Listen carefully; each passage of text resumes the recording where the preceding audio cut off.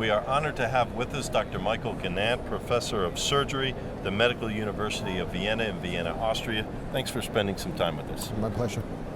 So, Austrian breast and colorectal study 12. What were the findings that you came up with? ABCSG12 is a trial on premenopausal breast cancer patients. Actually, it's 1,800 of them who participated, and they all had endocrine responsive breast cancer, which enabled us to spare them the adjuvant chemotherapy. Instead of that, based on the endocrine responsiveness of the disease, they were treated with ovarian function suppression plus tamoxifen or anastrozole.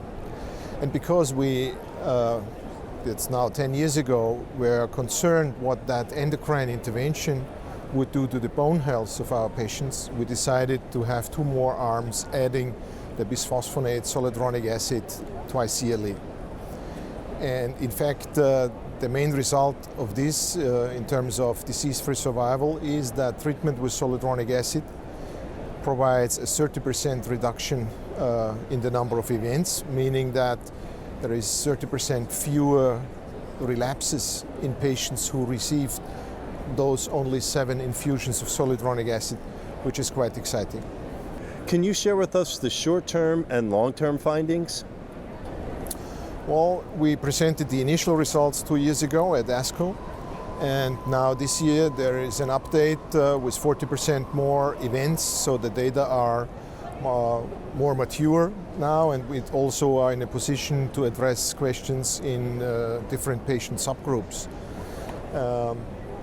Essentially, the main effect has seen a huge confirmation, so everything is very stable.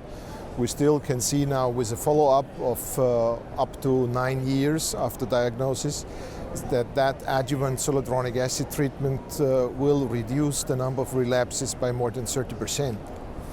Maybe even more interestingly, this effect is present basically in all the subgroups that were studied, and we are now in a position to address these. So the effect is similar for node-negative patients versus node-positive patients, but also for those receiving tamoxifen versus those patients receiving the aromatase inhibitor. So this is basically confirming that adjuvant zoledronic acid exerts an anti-cancer effect when added to endocrine treatment. Did patients in various subgroups derive similar benefits?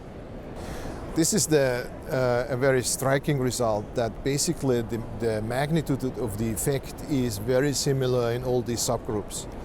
So initially, we had some kind of a signal that particularly patients with compromised bone health or on an aromatase inhibitor would benefit the most.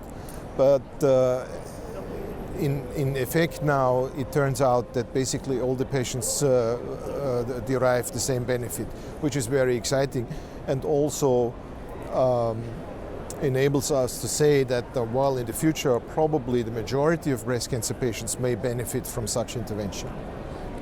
In light of the findings, what are the clinical implications of the results of these findings for managing early breast cancer in women?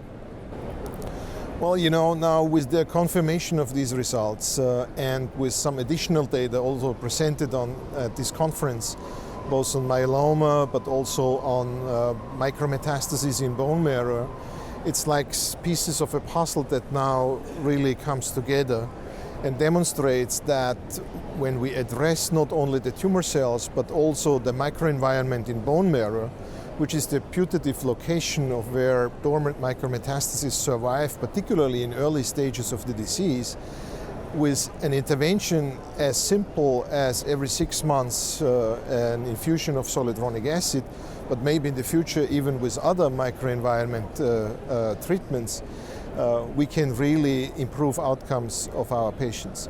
So currently, with all these new data coming together, we are close to concluding that this is an intervention that should be offered to everybody. At this moment, the regulatory authorities are scrutinizing these trials because these drugs are not yet available and approved for that indication, but this may change as early as later this year. Doctor, thanks for visiting and spending some time with us. Appreciate it. My pleasure. Dr. Michael Gnant, Professor of Surgery at the University of Vienna Hospital in Vienna.